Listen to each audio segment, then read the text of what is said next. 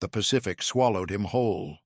31 hours in the water, no raft, no signal, no rescue in sight.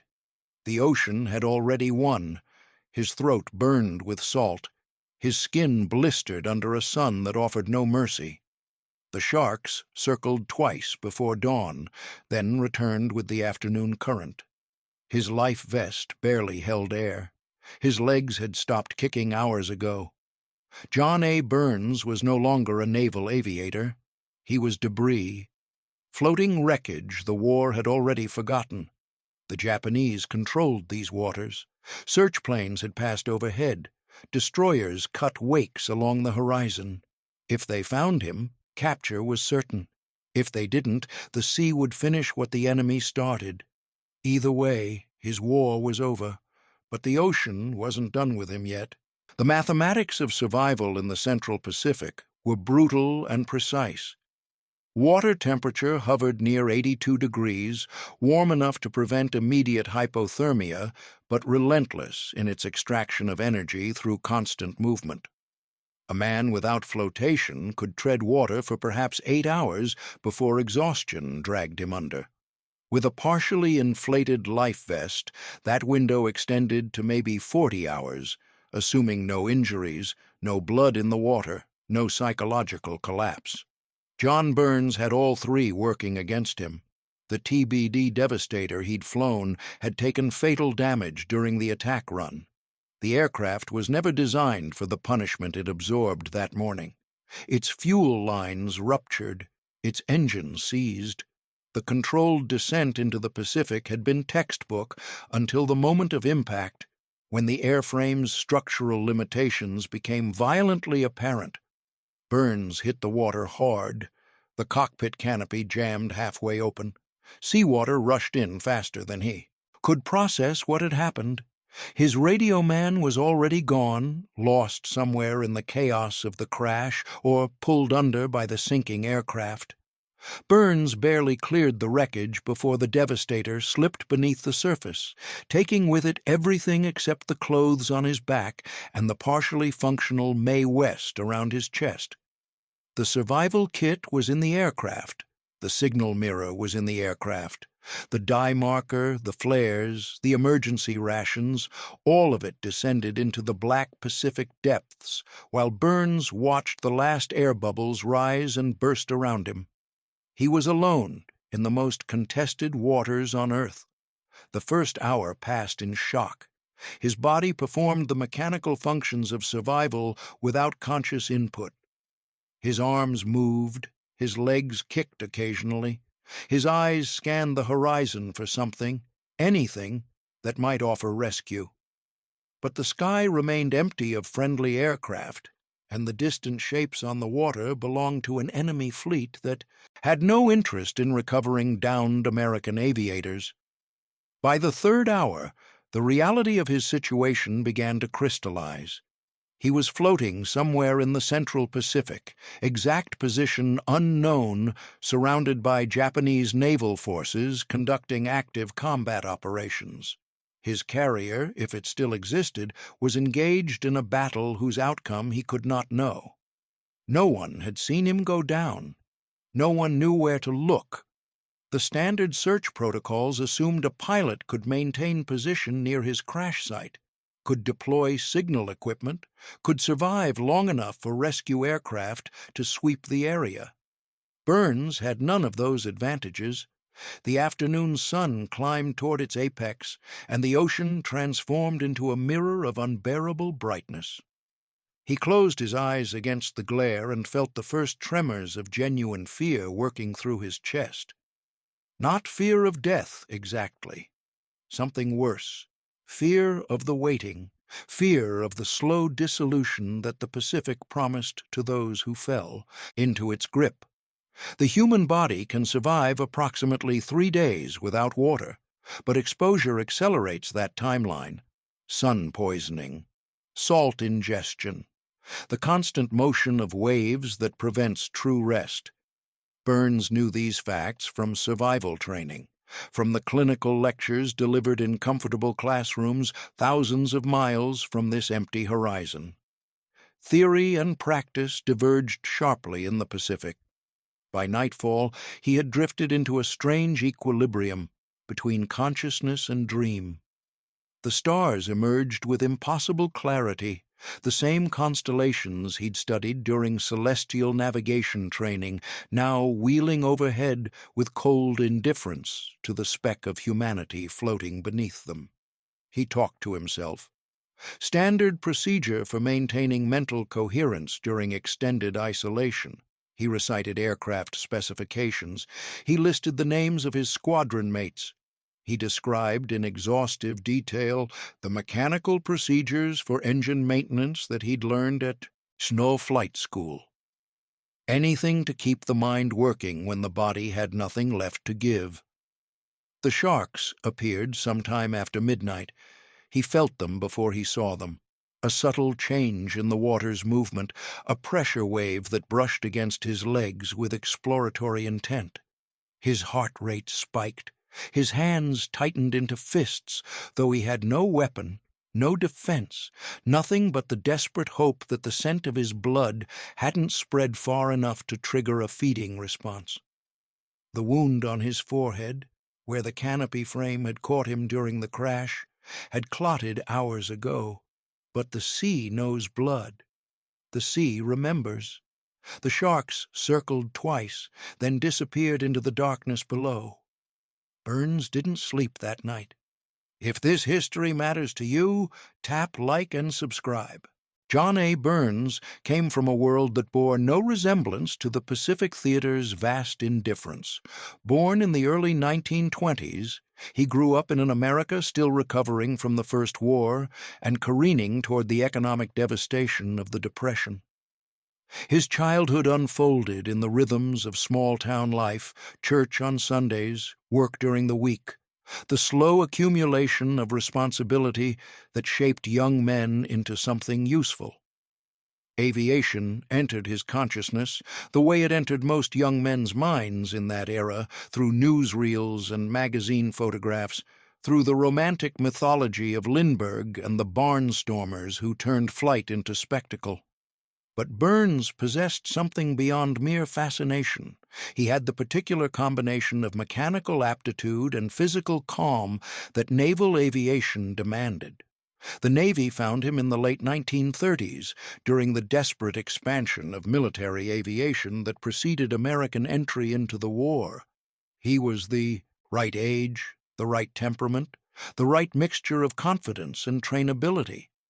The recruiters saw something in him that matched their requirements, and within months he'd traded civilian clothes for the structured world of flight training.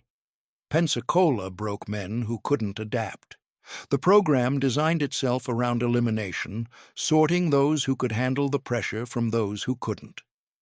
Burns survived, more than survived. He demonstrated the precise blend of aggression and discipline that carrier aviation required. The TBD Devastator became his aircraft. It was not a glamorous machine. The Devastator had entered service in 1937, representing the Navy's first monoplane torpedo bomber, a significant advancement from the biplanes it replaced. But by 1942, the aircraft had aged badly. Its maximum speed barely exceeded 200 miles per hour at sea level. Its defensive armament consisted of a single rear-facing machine gun operated by the radioman. Its torpedo attack profile required a straight, level approach at low altitude and slow speed, essentially presenting the aircraft as a target during the most critical phase of its mission. Burns knew these limitations intimately. Every pilot who flew the Devastator understood that the aircraft's survival in combat depended on factors largely beyond their control: fighter cover, weather, the enemy's attention being directed elsewhere. The plane itself offered little margin for error and no forgiveness for tactical miscalculation. But it was the aircraft he had, and naval aviators learned to work with available equipment rather than wish for something better. His training emphasized procedures, precise, repeatable procedures for every phase of flight, engine start sequences, takeoff configurations, navigation protocols, torpedo release parameters, emergency procedures for engine failure, for hydraulic loss, for the dozen catastrophic scenarios that could transform a functioning aircraft into a falling coffin. The Navy did not train heroes. The Navy trained technicians who could execute complex tasks under extreme stress. Heroes emerged from circumstances, not curricula.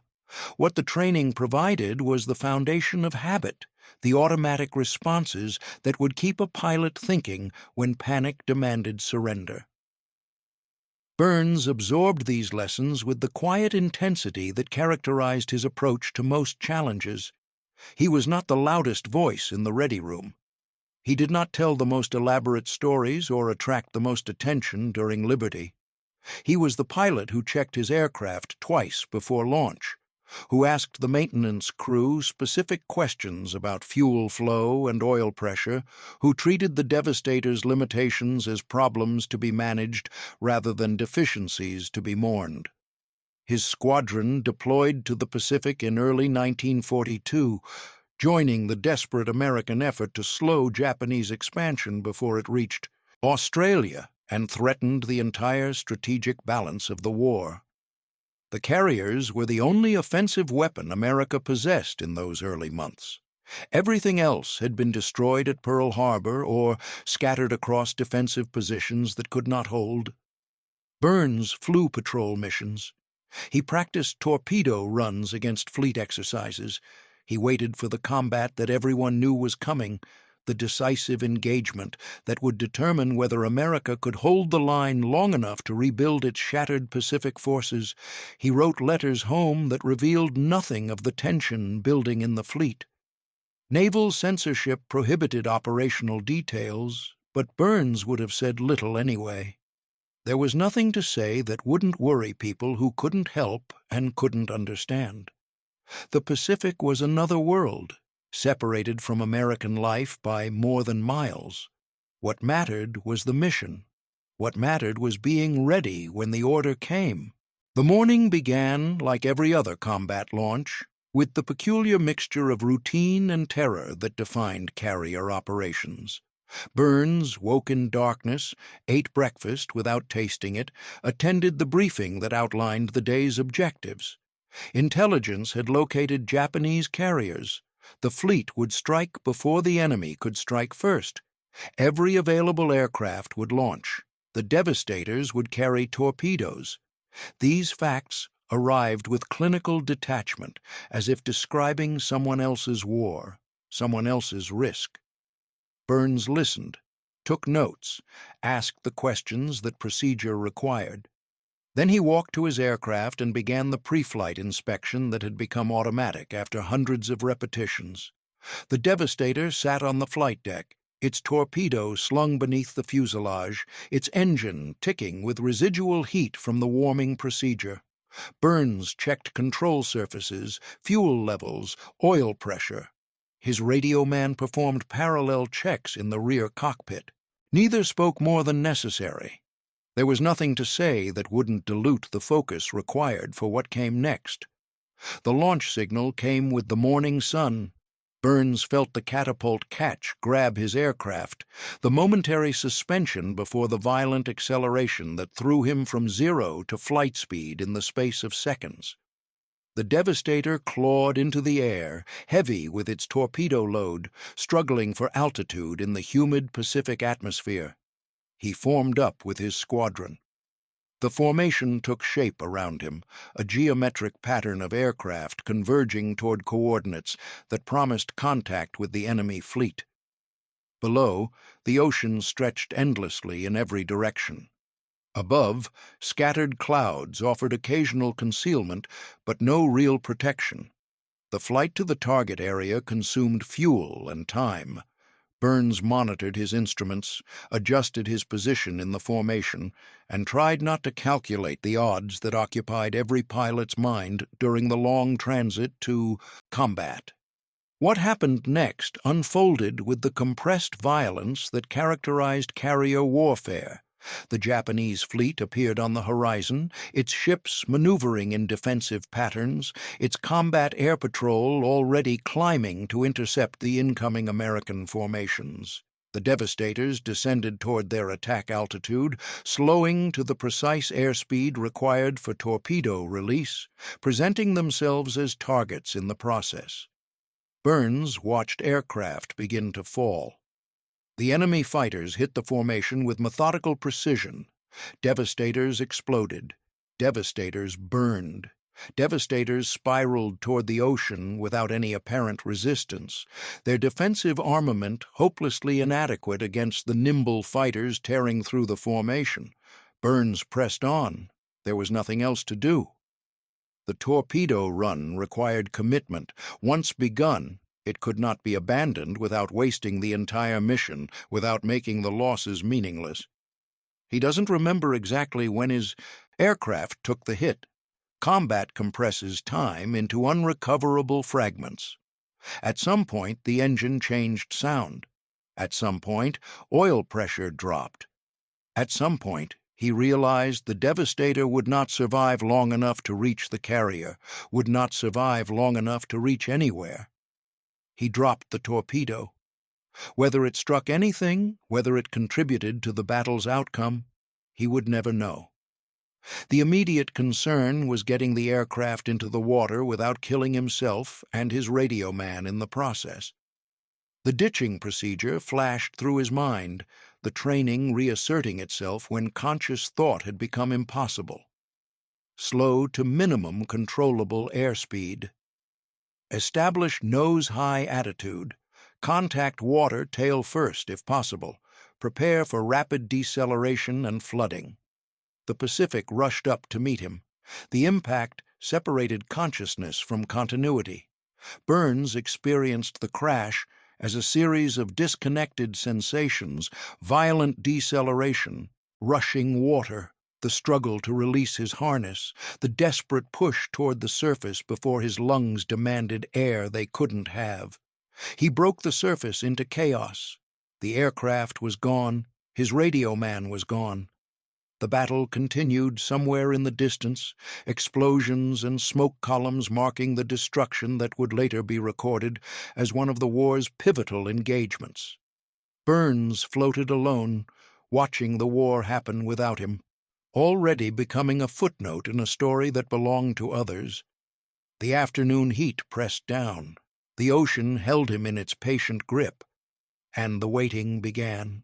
Japanese naval forces controlled the waters where Burns floated, and their procedures for downed enemy aviators followed predictable patterns. Destroyers swept the battle area after major engagements, searching for survivors from their own forces and occasionally recovering American pilots for intelligence purposes.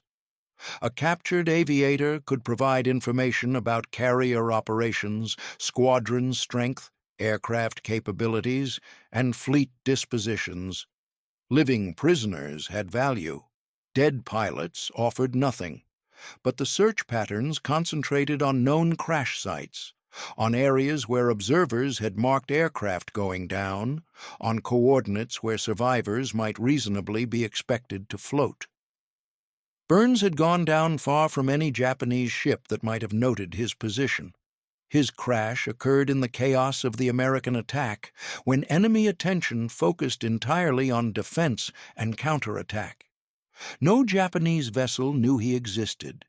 This was simultaneously his salvation and his doom. No enemy ship would find him, but no friendly ship would find him either.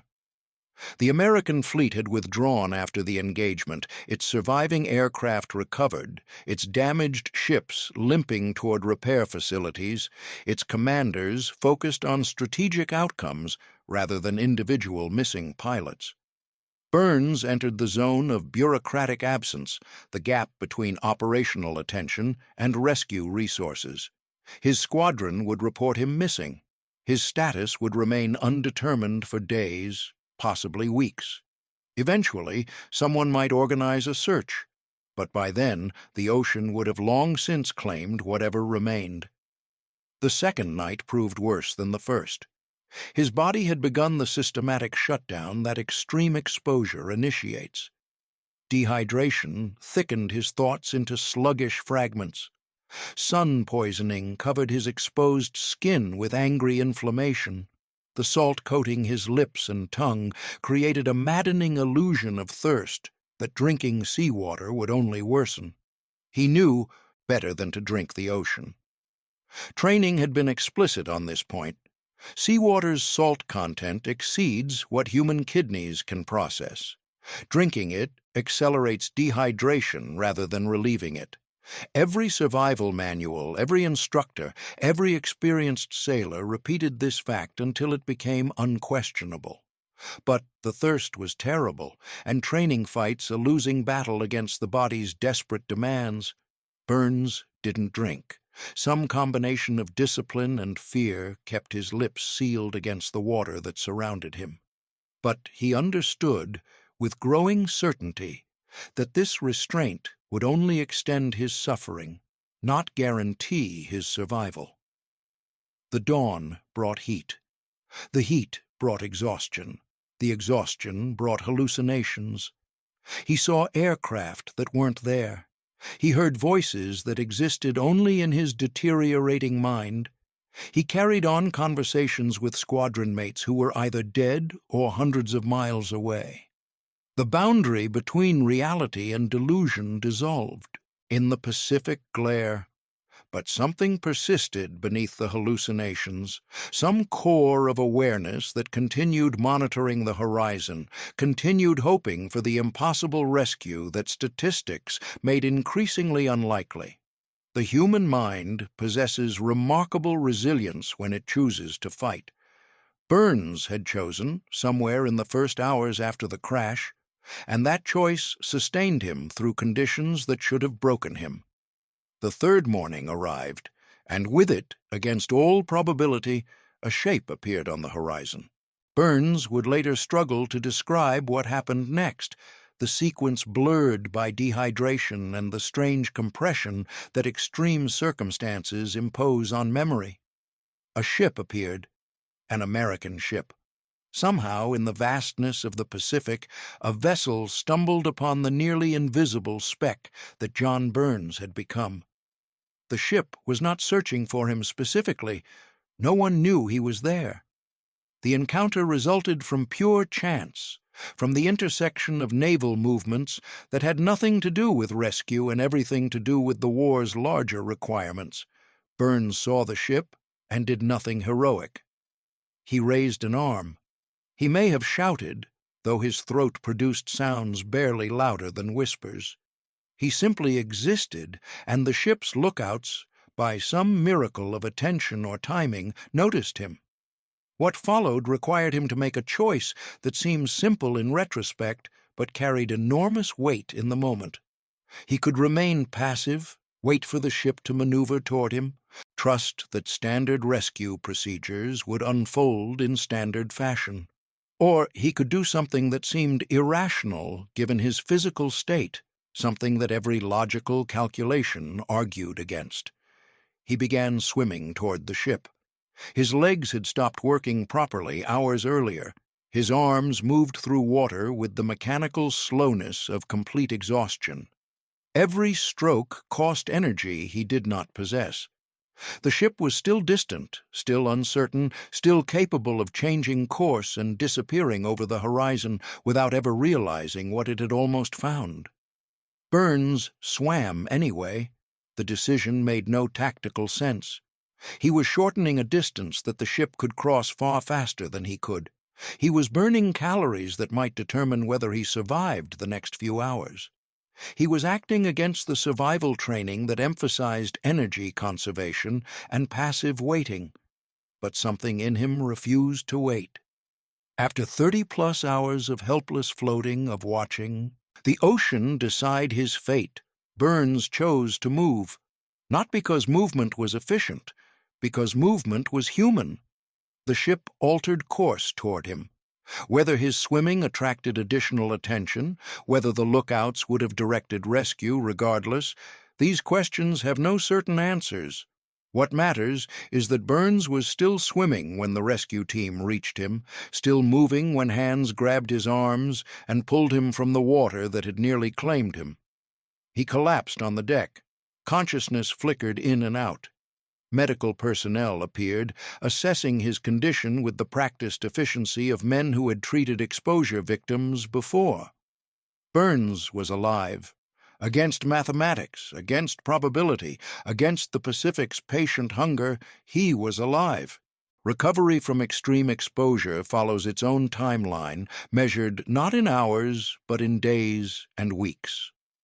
Burns spent the immediate aftermath in a fog of medical treatment and enforced rest. Fluids replaced what the ocean had stolen. Skin began the slow process of healing from sun damage. His body, given the resources it needed, demonstrated the remarkable capacity for restoration that human physiology possesses when death has been narrowly avoided. The psychological recovery proved more complicated. He had watched squadron mates die. He had experienced the complete loss of agency that comes with floating alone in hostile waters. He had confronted his own extinction with nothing but time and thought to fill the hours. These experiences leave marks that don't heal with rest and hydration. But Burns returned to duty. The war continued, indifferent to individual trauma, demanding pilots regardless of what they had endured. The Navy needed aviators. Burns was an aviator. The calculation was simple, even if the human cost remained unspoken. He flew again. Different aircraft eventually, as the Devastator's limitations became undeniable and newer torpedo bombers entered service. The Pacific campaign ground forward through months and years of island hopping, carrier battles, and the slow accumulation of losses that would eventually force Japanese surrender. Burns survived the rest of the war, not through exceptional heroism or dramatic action, but through the persistent application of the skills and discipline that had carried him through flight training, through combat, through 30-plus hours of oceanic isolation. The military bureaucracy processed his experience with characteristic efficiency. Records were updated, after-action reports were filed. His survival became a data point in the larger statistical picture of naval aviation casualties and rescues, but numbers cannot capture what happened in those hours between the crash and the rescue. Numbers cannot measure the moment when a man decides to keep swimming toward an uncertain salvation. Numbers cannot account for the specific intersection of chance and will that separated John Burns from the thousands who never came back from the Pacific. The war ended. Burns went home. The transition from combat aviator to civilian proved easier for some veterans than others. Burns managed it with the same quiet competence that had characterized his service. He built a life. He raised a family. He became part of the vast population of former servicemen who carried their experiences privately, speaking little of what they had seen and done. He did not seek recognition. He did not write memoirs or give interviews or position himself as an authority on Pacific aviation. His war record became simply another chapter in a longer life, significant but not defining, important but not all-consuming. This restraint was common among his generation. Men who had experienced genuine extremity often found little appetite for discussing it. The reality of combat resisted the narrative shapes that civilian audiences expected. There was no way to explain floating alone in the Pacific without either understating the terror or overstating the drama. So, Burns, like many others, simply didn't explain. But the experience shaped him in ways that those around him could observe without fully understanding. He remained calm in situations that would have rattled others. He made decisions efficiently, without the paralysis that uncertainty produces in those who have never faced genuinely consequential choices. He understood, in the cellular way that only direct experience can teach, the difference between problems that matter and problems that don't. The ocean had taught him something that couldn't be unlearned. Survival is not always about strength or speed or tactical brilliance. Sometimes survival is simply about refusing to stop, about maintaining motion when stillness feels easier, about swimming toward a ship when swimming makes no logical sense. Burns lived into old age, watching the war that nearly killed him become history, then memory, then the subject of documentaries and books that reconstructed events he had experienced as immediate chaos. He read accounts that described the battle where he went down, accounts that focused on commanders and strategies and outcomes rather than the individual pilots who fell into the water and were never found. He understood why those accounts existed and why they focused where they did. The war was too large for individual stories. The Pacific was too vast for single data points. History needed patterns, and patterns required abstraction. But he also knew what abstraction couldn't capture: the weight of isolation, the terror of waiting, the strange courage that emerges when all other options have been exhausted. John Burns didn't become famous. He didn't receive medals that would be displayed in museums.